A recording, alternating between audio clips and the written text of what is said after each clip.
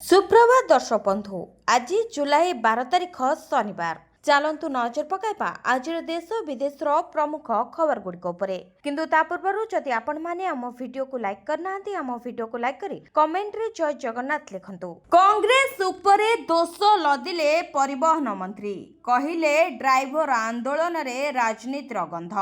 7 दफा दाबी नहीं ओडिशा ड्राइवर महासंघर आंदोलन घटना रे प्रतिक्रिया रखिछंती परिवहन मंत्री विभूति भूषण जेना। मंत्री कहते 7 दफा दाबी को नहीं ड्राइवर महासंघ सह आलोचना सफल होइछि। समस्त दाबीर समाधान करबा ने मध्य सरकार ड्राइवर महासंघ को प्रतिश्रुति दे सारिछंती। प्रति 100 किलोमीटर भितरे ड्राइवर मानक पई आश्रयस्थली करबाको सरकार खूब शीघ्र पदक्षेप नेबे।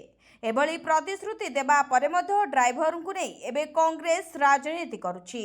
कारण आलोचना सफल परे मध्य ड्राइवर महासंघ आंदोलन करबा अत्यंत दुर्भाग्यजनक बोली कहिले परिवहन मंत्री। सेपरी राज्य में पेट्रोल डीजेल रो अभाव समस्या नाही बोली मध्य दम्भोक्ति बढ़ाइछंती परिवहन मंत्री विभूति भूषण जेना। 400 रु ऊर्ध्व पेट्रोल और डीजेल टैंकर राज्यर विभिन्न स्थान को जाइछि। सेपरी 35 रु ऊर्ध्व ड्राइवर संघ परिवहन विभाग सह रहिछंती बोली मंत्री कहिथिले।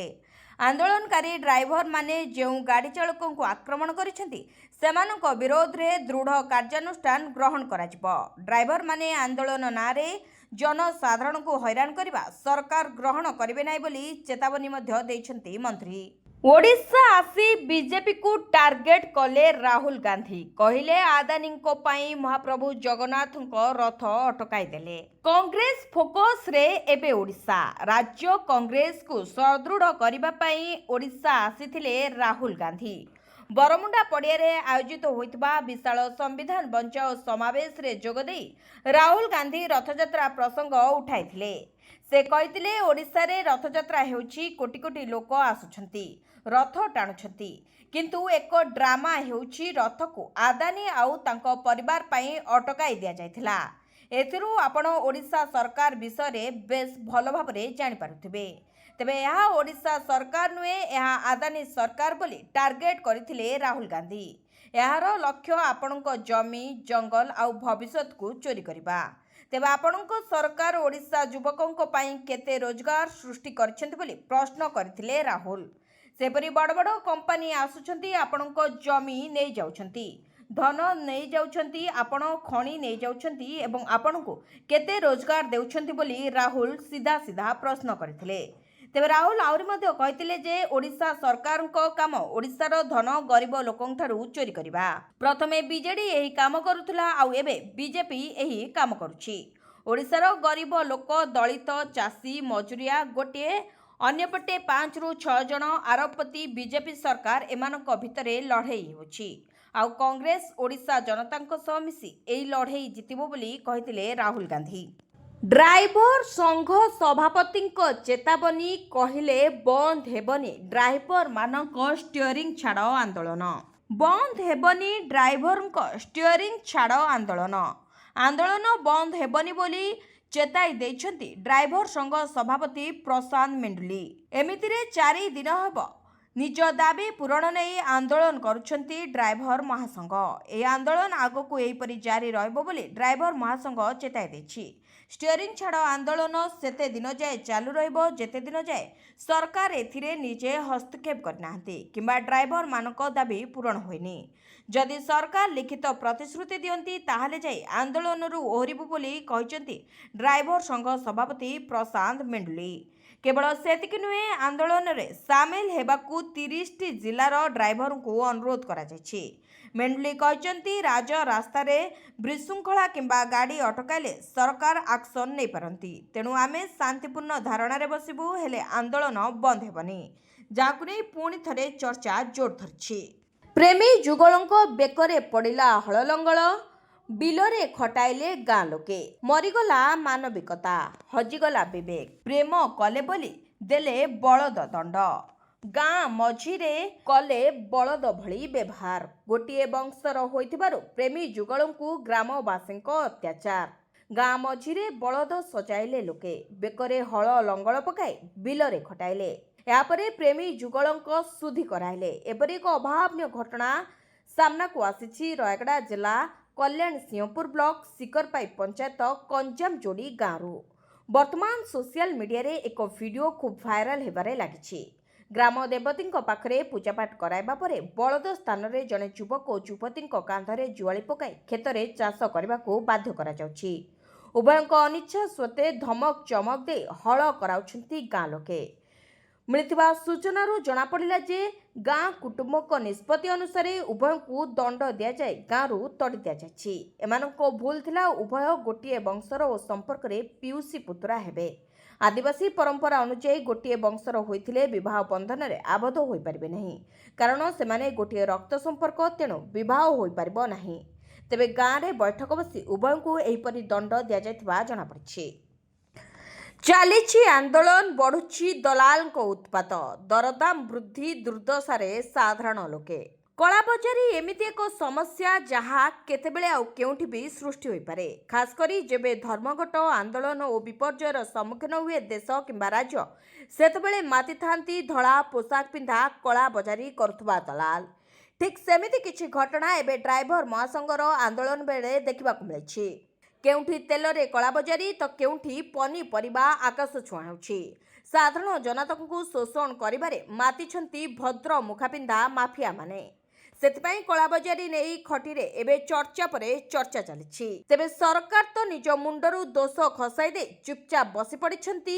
ମନ୍ତ୍ରୀ ବି କହୁଛନ୍ତି ସବୁ ନିୟନ୍ତ୍ରଣରେ ଅଛି, ନୋ ପ୍ରୋବ୍ଲେମ୍। ହେଲେ ଏ ଧର୍ମଘଟର ପ୍ରଭାବ ଯେ ସାଧାରଣ ଖାଉଟିଙ୍କ ପକେଟରେ ପଡ଼ୁଛି, ତାକୁ କେବେ ବୁଝିବେ ସରକାର ବୋଲି ଏବେ ସାଧାରଣରେ ଚର୍ଚ୍ଚା ହେଉଛି। ଅପରେସନ ସିନ୍ଦୁରକୁ ନେଇ ଅଜୟ ଡୋଭାଲଙ୍କ ବିସ୍ଫୋରକ ବୟାନ, କହିଲେ ବିଦେଶୀ ଗଣମାଧ୍ୟମ କରିଥିଲା ମିଥ୍ୟା ଖବର ପ୍ରସାରଣ। ଭାରତର ଜାତୀୟ ସୁରକ୍ଷା ପରାମର୍ଶଦାତା ଅଜୟ ଡୋଭାଲ ଅପରେସନ ସିନ୍ଦୁର ସମ୍ପର୍କରେ ଏକ ବହୁ ବଡ଼ ବୟାନ ଦେଇଛନ୍ତି। ସେ କହିଛନ୍ତି ଏନଏସଏ ଡୋଭାଲ ଅପରେସନ ସିନ୍ଦୁର ସମୟରେ ଭାରତର କୌଣସି କ୍ଷତି ହୋଇନାହିଁ। ଡୋଭାଲ ଆହୁରି ମଧ୍ୟ କହିଥିଲେ ଯେ ବିଦେଶୀ ଗଣମାଧ୍ୟମ ଜାଣିଶୁଣି ମିଥ୍ୟା ଖବର ପ୍ରସାରଣ କରୁଛି ଏବଂ ଭାରତର କ୍ଷତିର ଗୋଟିଏ ବି ଫଟୋ କାହା ପାଖରେ ନାହିଁ ବୋଲି କହିଥିଲେ ଅଜୟ ଡୋଭାଲ। ସେହିପରି ନାସା ଅଜୟ ଡୋଭାଲ ଆଇଆଇଟି ମାଡ୍ରାସର 62ତମ ସମାବର୍ତ୍ତନ କାର୍ଯ୍ୟକ୍ରମରେ ଯୋଗଦେଇ ଏହି କଥା କହିସାରିଛନ୍ତି। ଅଜୟ ଡୋଭାଲ କାର୍ଯ୍ୟକ୍ରମରେ ଭାଷଣ ଦେବା ସମୟରେ କହିଥିଲେ, ଆମକୁ ଆମର ସ୍ୱଦେଶୀ ପ୍ରଯୁକ୍ତିବିଦ୍ୟା ବିକଶିତ କରିବାକୁ ପଡ଼ିବ। ଏଠାରେ ସିନ୍ଦୁରର କଥା କୁହାଯାଇନଥିଲା। ଏଥିରେ କେତେ ସ୍ୱଦେଶୀ ସାମଗ୍ରୀ ଥିଲା ତାହା ପାଇଁ ଆମେ ଗର୍ବିତ। ଆମେ ପାକିସ୍ତାନର 9ଟି ଆତଙ୍କବାଦୀ ଆଡ୍ଡାକୁ ଟାର୍ଗେଟ କରିବାକୁ ନିଷ୍ପତ୍ତି ନେଇଥିଲୁ। ଏଗୁଡ଼ିକ ସୀମାନ୍ତ ଅଞ୍ଚଳରେ ନଥିଲା। ବିଳମ୍ବରେ ଆସିଥିବା କର୍ମଚାରୀଙ୍କ କାନ ଧରି ଶପଥ ନେବାକୁ କହିଲେ ଜିଲ୍ଲାପାଳ। ଜିଲ୍ଲାପାଳ ହେବ ତ ଏମିତି, ସବୁବେଳେ ବିଳମ୍ବରେ ଆସୁଥିବା କର୍ମଚାରୀମାନଙ୍କୁ କଡ଼ା ଶିକ୍ଷା ଦେଇଛନ୍ତି ଜିଲ୍ଲାପାଳ। ବିଳମ୍ବରେ ଆସି ଶୀଘ୍ର ଘରକୁ ଚାଲି ଯାଉଥିବାର ଅନେକ ଅଭିଯୋଗ ଏହି କର୍ମଚାରୀଙ୍କ ନାଁରେ ଥିଲା। ଏହାଦ୍ୱାରା ସରକାରୀ କାମ ବ୍ୟାହତ ହେବା ସହ ଲୋକଙ୍କୁ ସହଯୋଗ ମିଳୁନଥିଲା। ଆଉ ଏନେଇ ଜିଲ୍ଲାପାଳଙ୍କ ପାଖରେ ଖବର ପହଞ୍ଚିବା ପରେ ସେ ବିଳମ୍ବରେ ଆସିଥିବା କର୍ମଚାରୀଙ୍କୁ ଉଚିତ ଶିକ୍ଷା ଦେଇଥିଲେ। ଛତିଶଗଡ଼ ବକିରଧାମ ଜିଲ୍ଲାପାଳ ବିଳମ୍ବରେ ଅଫିସ ଆସିଥିବାରୁ କର୍ମଚାରୀଙ୍କୁ କାନ ଧରାଇ ଅଫିସ ସମ୍ମୁଖରେ ଉଠବସ କରାଇଥିଲେ। କାନ ଧରି କ୍ଷମା ମାଗିବା ସହ କର୍ମଚାରୀଙ୍କୁ କାରଣ ଦର୍ଶାଅ ନୋଟିସ ମଧ୍ୟ ଜାରି କରିଥିଲେ କବୀରଧାମ ଜିଲ୍ଲାପାଳ ଗୋପାଳ ବର୍ମା। ମିଳିଥିବା ସୂଚନା ମୁତାବକ ଜିଲ୍ଲାପାଳ ହଠାତ୍ କବୀରଧାମ ଜିଲ୍ଲା ପଞ୍ଚାୟତ କାର୍ଯ୍ୟାଳୟରେ ପହଞ୍ଚି ଉପସ୍ଥାନ ରେଜିଷ୍ଟର ଧରି ଜଗି ବସିଥିଲେ। ଆଉ ବିଳମ୍ବରେ ଆସିଥିବା କର୍ମଚାରୀଙ୍କୁ ସର୍ବସମ୍ମୁଖରେ ଏମିତି ଦଣ୍ଡିତ କରିଥିଲେ। ଏହି ଘଟଣାଟି ଗତ 3 ତାରିଖରେ ଘଟିଥିବା ବେଳେ ସୋସିଆଲ ମିଡିଆରେ ବର୍ତ୍ତମାନ ଏହାର ଭିଡିଓ ଭାଇରାଲ ହେବାରେ ଲାଗିଛି। କାଉଡ଼ିଆଙ୍କ ପାଇଁ ଚାଲିବ ସ୍ୱତନ୍ତ୍ର ଟ୍ରେନ୍, ରେଲୱେ ପକ୍ଷରୁ ବଡ଼ ଘୋଷଣା। କାଉଡ଼ିଆମାନଙ୍କ ପାଇଁ ଆସିଲା ଖୁସି ଖବର। ରେଲୱେ ପକ୍ଷରୁ କାଉଡ଼ିଆମାନଙ୍କ ପାଇଁ ଗଡ଼ିବ ସ୍ୱତନ୍ତ୍ର ଟ୍ରେନ୍। ଏମିତିରେ ଆଜିଠାରୁ ଆରମ୍ଭ ହୋଇଛି ଶ୍ରାବଣ ମାସ। ଶ୍ରାବଣ ମାସର ପ୍ରଥମ ସୋମବାର ପଡ଼ୁଛି 14 ତାରିଖ। ତେଣୁ କାଉଡ଼ିଆଙ୍କ ପାଇଁ ଏକ ବଡ଼ ଘୋଷଣା କରିଛି ରେଲୱେ। ଭାରତୀୟ ରେଳବାଇ କାଉଡ଼ିଆ ଯାତ୍ରା ପାଇଁ ଅନେକ ସ୍ୱତନ୍ତ୍ର ଟ୍ରେନ୍ ଚଳାଇବାକୁ ଘୋଷଣା କରିଛି, ଯାହାଦ୍ୱାରା ସେମାନଙ୍କ ଗନ୍ତବ୍ୟ ସ୍ଥଳରେ ପହଞ୍ଚିବା ପାଇଁ କୌଣସି ଅସୁବିଧା ହେବ ନାହିଁ। ସୂଚନା ଅନୁସାରେ 11 ଜୁଲାଇରୁ ଦିଲ୍ଲୀରୁ ଶାମଲିକୁ ଯାଉଥିବା train number 740223 passenger train Haridwar ପର୍ଯ୍ୟନ୍ତ ବଢ଼ାଯାଇଛି। ଏହି ଟ୍ରେନ୍ ଏବେ ଜୁଲାଇ 11 ତାରିଖରୁ ଜୁଲାଇ 24 ତାରିଖ ପର୍ଯ୍ୟନ୍ତ ଦିଲ୍ଲୀରୁ ହରିଦ୍ୱାର ପର୍ଯ୍ୟନ୍ତ ଚାଲିବ। ଏହି ଟ୍ରେନ୍ ଦିଲ୍ଲୀ ଜଙ୍କସନ୍ରୁ ରାତି 8ଟାରେ ଛାଡ଼ିବ। ସେହିପରି ରାତି 10:05ରେ ଶାମଲିରେ ପହଞ୍ଚିବ। ଏହାପରେ ମଧ୍ୟାହ୍ନ 1:55ରେ ହରିଦ୍ୱାରରେ ପହଞ୍ଚିବ। ସେହିପରି ଫେରିବା ସମୟରେ ମଧ୍ୟ 740222 ट्रेन नंबर रे सकाळ 3:05 रे दिल्ली अभिमुखे छाड़ब। यापरे एही ट्रेन सकाळ 6:25 रे शामली एवं सकाळ 9:25 रे दिल्ली रेल स्टेशन रे पहुंचब। मोदी को टार्गेट कले भगवंत मान, कहले प्रधानमंत्री एमिति देश गस्त करुछंती जहार ना आमको जना नाही।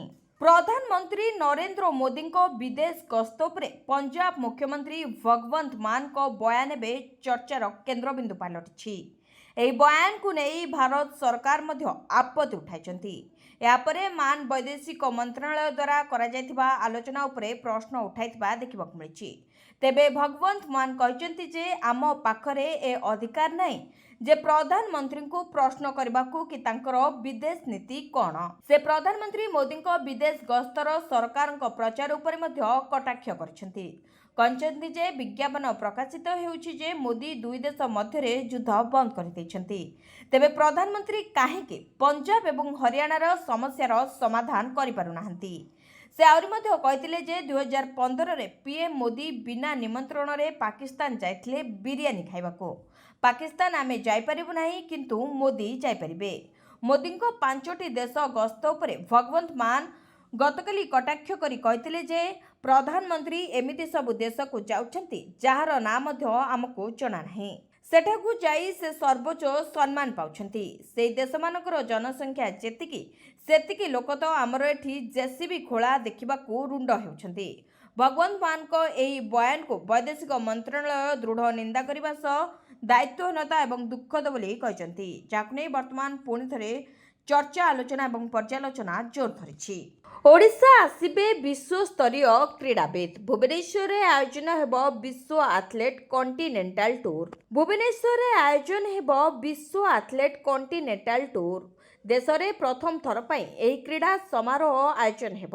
ତେବେ ଭୁବନେଶ୍ୱର କଳିଙ୍ଗ ଷ୍ଟାଡିୟମର ଭିତ୍ତିଭୂମି ଉପରେ ବିଶ୍ୱାସ କରୁଥିବାରୁ ବିଶ୍ୱ ଆଥଲେଟିକ୍ସ ଏବଂ ଆଥଲେଟିକ୍ ଫେଡେରେସନ ଅଫ୍ ଇଣ୍ଡିଆ ଓ କେନ୍ଦ୍ର ସରକାର କଳିଙ୍ଗ ଷ୍ଟାଡିୟମ ଉପରେ ଭରସା କରିଛନ୍ତି।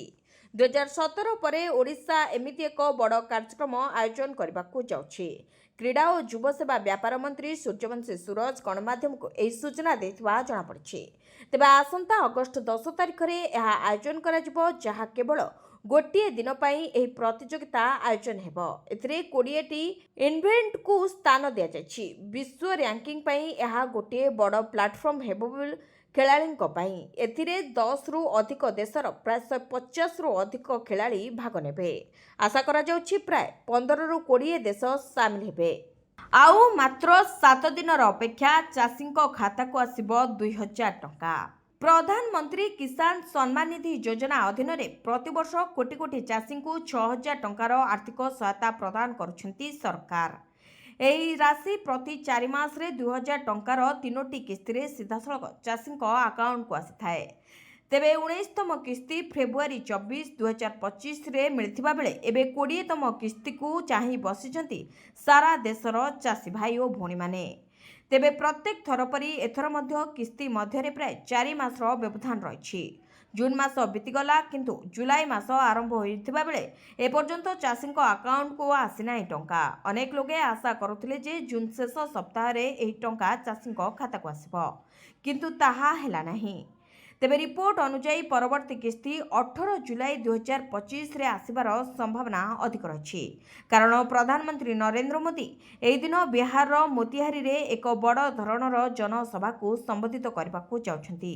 ରିପୋର୍ଟରେ କୁହାଯାଇଛି ଯେ ଏହି କାର୍ଯ୍ୟକ୍ରମ ସମୟରେ ପ୍ରଧାନମନ୍ତ୍ରୀ କିଷାନ ଯୋଜନାର 20ତମ କିସ୍ତି ଚାଷୀଙ୍କ ଆକାଉଣ୍ଟକୁ ପଠାଇ ପାରନ୍ତି, ଯାହାକୁ ନେଇ ବର୍ତ୍ତମାନ ଚର୍ଚ୍ଚା ଜୋର ଧରିଛି। କିନ୍ତୁ ଏନେଇ ସରକାରଙ୍କ ପକ୍ଷରୁ କୌଣସି ବିଜ୍ଞପ୍ତି ପ୍ରକାଶ ପାଇନାହିଁ। ମୁଖ୍ୟମନ୍ତ୍ରୀ ଅଭିଯୋଗ ପ୍ରକୋଷ୍ଠରେ ଅଭିଯୋଗ କଲେ ଅର୍ଚ୍ଚନା ନାଗ, କହିଲେ ସମସ୍ତଙ୍କ ମୁଖା ଖୋଲିବି।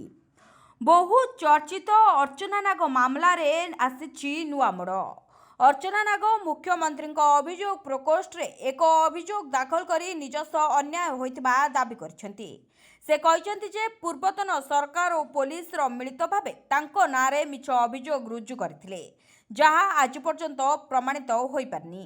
ତେବେ ମୁଖ୍ୟମନ୍ତ୍ରୀଙ୍କ ଅଭିଯୋଗ ପ୍ରକୋଷ୍ଠରେ ଦାଖଲ କରିଥିବା ଅଭିଯୋଗରେ ଅର୍ଚ୍ଚନା ଦାବି କରିଛନ୍ତି ଯେ ତନାଘନା ପୂର୍ବକ ଯୋଜନା ଅନୁସାରେ ତାଙ୍କୁ ଫସାଇ ଗିରଫ କରାଯାଇଥିଲା। ସେ କହିଛନ୍ତି, ମୋ ସହ ଅନ୍ୟାୟ ହୋଇଛି, ମୋ ନାଁରେ ମିଛ ଅଭିଯୋଗ ଆଣି ମୋତେ ଅପମାନିତ କରାଯାଇଛି। ପୂର୍ବତନ ସରକାର ଓ ପୋଲିସ ମିଳିତ ଭାବେ ଏହି ଷଡ଼ଯନ୍ତ୍ର କରିଥିଲେ, କିନ୍ତୁ ଏହାର କୌଣସି ପ୍ରମାଣ ଆଜି ପର୍ଯ୍ୟନ୍ତ ମିଳିନାହିଁ।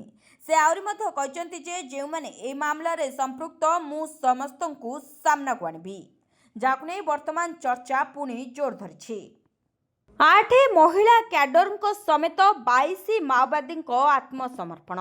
ଛତିଶଗଡ଼ର ନାରାୟଣପୁର ପୋଲିସକୁ ମିଳିଛି ବଡ଼ ସଫଳତା। ଏସ୍ପିଙ୍କ ସମ୍ମୁଖରେ 22 ଜଣ ନକ୍ସଲ ଆତ୍ମସମର୍ପଣ କରିଛନ୍ତି। ସମସ୍ତ ନକ୍ସଲ ଆବୁଝମାଡ଼ ଅଞ୍ଚଳରେ ସକ୍ରିୟ ଥିଲେ, ତେବେ ଏମାନଙ୍କ ମଧ୍ୟରେ 8 ଜଣ ମହିଳା ରହିଛନ୍ତି। ସମସ୍ତ 22 ଜଣ ନକ୍ସଲଙ୍କ ନାଁରେ ସରକାର 37,50,000 ଟଙ୍କାର ପୁରସ୍କାର ଘୋଷଣା କରିଥିଲେ।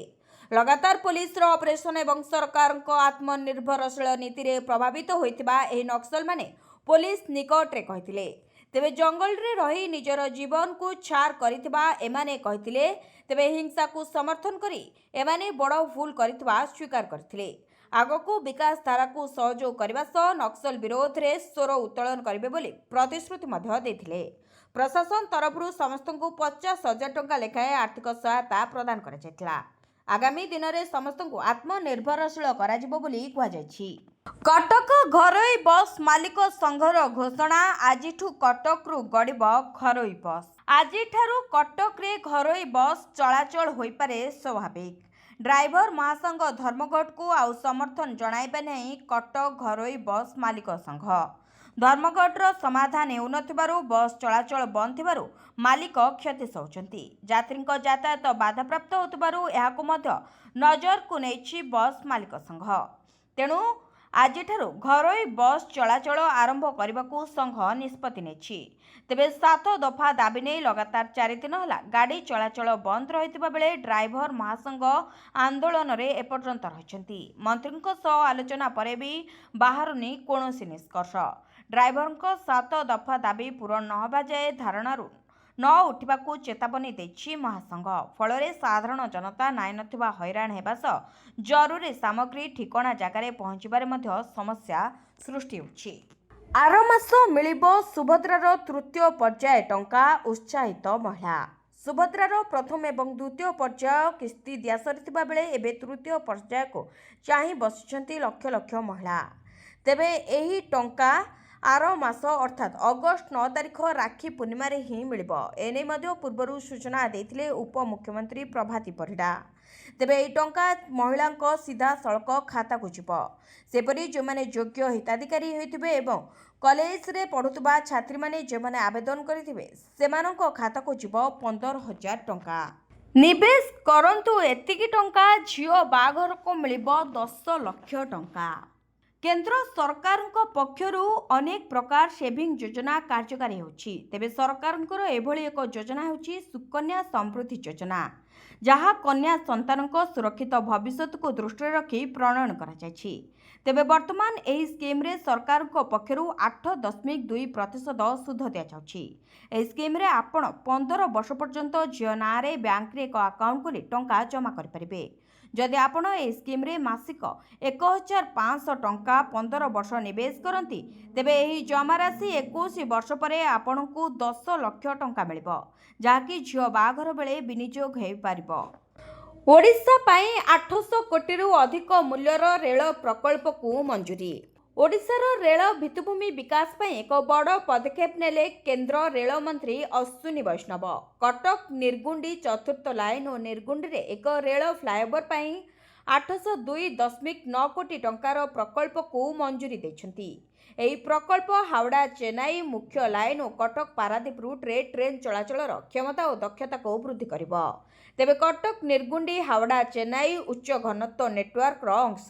ପାରାଦୀପ ବନ୍ଦରରୁ ଆସୁଥିବା ଟ୍ରାଫିକ୍ କଟକରେ ମୁଖ୍ୟ ଲାଇନ୍ ସହ ମିଶୁଥିବାରୁ ଏହି ରୁଟ୍ରେ ଜାମ୍ ଲାଗି ରହୁଛି। ସେପରି ତାଳଚେର ଅଭିମୁଖେ ଟ୍ରେନ୍ ପାଇଁ କଟକରେ ସିଧାସଳଖ ଜଙ୍କସନ୍ ନଥିବାରୁ ବିଳମ୍ବ ହେଉଛି।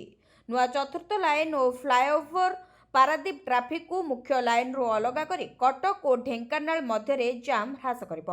ଏହାଦ୍ୱାରା ଯାତ୍ରୀ ଓ ମେଲ୍ ଏକ୍ସପ୍ରେସ୍ ଟ୍ରେନ୍ର ସମୟ ପାଳନ ଉନ୍ନତ ହେବ। ଭିଡ଼ିଓଟିକୁ ଶେଷ ଯାଏ ଦେଖିଥିବାରୁ ଆପଣଙ୍କୁ ଧନ୍ୟବାଦ। ଯଦି ଆମ ଭିଡ଼ିଓଗୁଡ଼ିକ ଆପଣଙ୍କୁ ଭଲ ଲାଗୁଛି, ଆମ ଭିଡ଼ିଓକୁ ଲାଇକ୍ କରି କମେଣ୍ଟରେ ଜୟ ଜଗନ୍ନାଥ ଲେଖିବାକୁ ଭୁଲନ୍ତୁ ନାହିଁ।